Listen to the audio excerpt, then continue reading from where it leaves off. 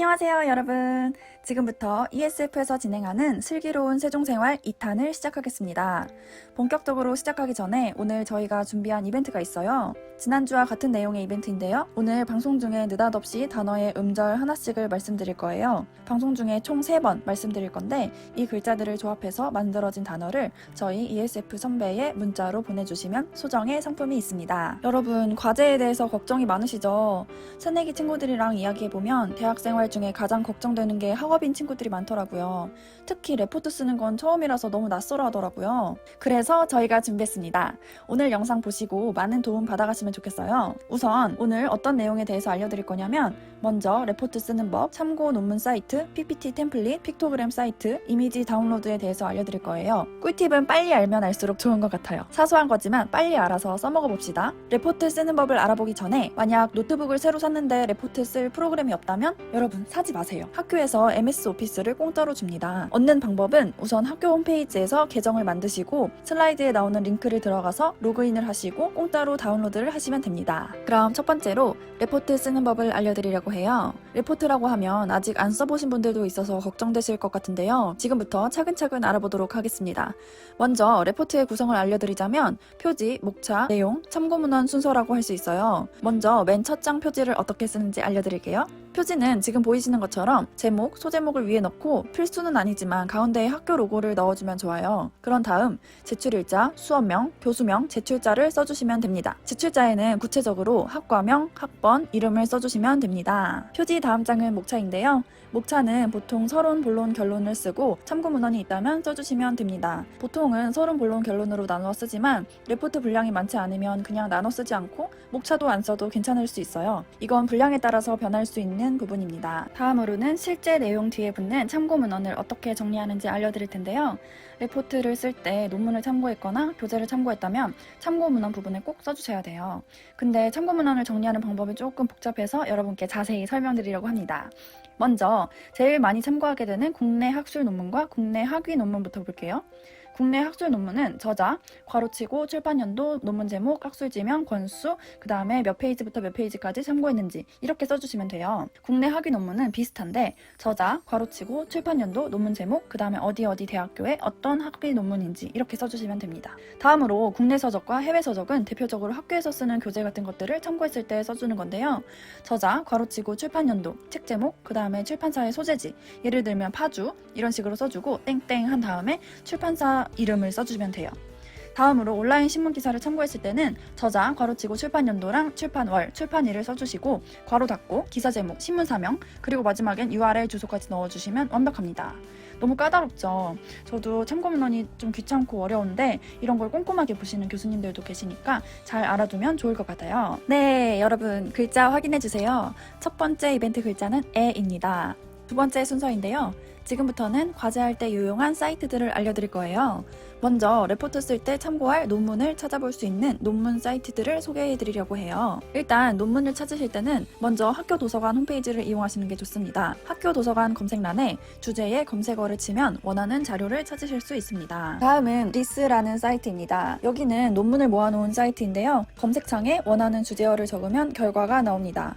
모든 자료를 열람할 수 있는 것은 아니지만 서울대학교 도서관 등등 다른 대학교에 있는 자료들도 열람할 수 있습니다. 로그인이 필요하긴 하지만 걱정 마세요. 네이버 아이디로도 로그인할 수 있습니다. 그리고 여기는 NDSL인데요. 여기도 마찬가지로 다양한 논문을 찾아볼 수 있는 사이트입니다. 네, 여러분 두 번째 글자 나갑니다. 두 번째 글자는 E입니다. 잘 적어두세요.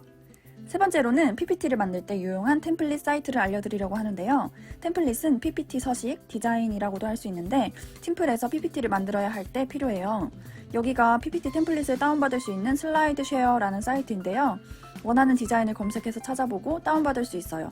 그런데 여기에서 다운받을 수도 있지만 블로그나 카페에도 다양한 템플릿이 많아서 그냥 구글에서 검색해서 다운받는 방식도 괜찮은 것 같아요. 발표 주제를 생각해서 원하는 테마를 찾아서 쓰면 좋답니다. 꿀팁인데 간혹 교수님마다 좋아하시는 발표 방식이 있어요. 중요한 발표라면 화려한 PPT보다는 PPT 내용이 돋보이는 심플한 템플릿을 추천합니다. 네 번째로는 픽토그램 사이트를 알려드릴게요. 픽토그램은 PPT를 만들 때 간단하게 쓰기 좋은 아이콘, 심플한 이미지 같은 거를 말하는데요. PPT에서 아이콘을 적절하게 사용하면 내용을 내용을 전달하는데 정말 좋아요. 우선 파워포인트에서 기본적으로 제공하는 아이콘이 있습니다.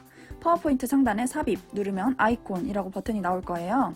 그거를 클릭하셔서 필요한 것을 찾아서 사용할 수 있어요. 근데 만약에 원하는 게 없으면 사이트에서 다운받으면 돼요. 플래티콘이라는 사이트가 유명하고 저도 많이 써서 이 사이트를 소개해 드릴게요. 여기가 플래티콘 사이트인데요. 화면에 보이는 것처럼 다양한 픽토그램 아이콘들이 있어서 검색해서 무료로 다운받을 수 있습니다. 이런 간단한 아이콘을 다운받아 와서 PPT에 쓰면 내용 전달이 잘 되는 PPT를 만들 수 있어요. 다운받으실 때 SVG로 다운받으시면 파워포인트에서 색깔도 바꿀 수 있습니다. 이쯤 되면 글자 하나 알려줘야 되겠죠? 마지막 글자입니다. 마지막 글자는 뿔입니다. 여러분 잘 기억해 두세요. 이제 마지막 콘텐츠인데요. 이미지를 다운받을 수 있는 사이트 픽사베이가 있어요. 정말 너무 유명한 사이트인데요. 무료로 고화질의 이미지를 사용할 수 있는 곳입니다. 레포트 쓸 때나 PPT를 만들 때 주제와 적절한 이미지가 필요하다 싶으면 여기에서 이미지를 찾아서 사용할 수 있습니다. 이 사이트뿐만 아니라 구글에서 원하는 이미지를 찾아서 사용할 수 있는데요. 이미지를 합법적으로 사용하는 방법이 있어요. 이미지를 검색하시고 도구라는 버튼을 누르면 바가 하나 나타날 거예요. 그 바에서 사용권을 누르면 사용할 수 있는 사진을 알려줍니다. 필터링을 통해서 수정해서 사용해도 되는지 등등이 나올 거예요. 이렇게 필터링해서 나온 사진들은 사용하실 수 있어요. 이미지 관련해서 좋은 사이트 하나 알려드리자면 핀터레스트라는 사이트가 있어요. 이 사이트는 웹보다는 어플로 보는 게 훨씬 좋아요. 정말 많은 이미지들이 총망라되어 있는데 특히 참고 이미지를 찾는 디자인과 학생들은 애용합니다. 만약 사용하신다면 웬만한 레포트나 PPT에서 사진의 출처를 밝혀주시는 게 좋겠습니다. 네, 여기까지가 학업과 과제에 대한 팁이었는데요. 학교 다니다 보면 엄청 자연스러워질 거예요. 여러분, 저희가 어떤 동아리인지 궁금하시죠?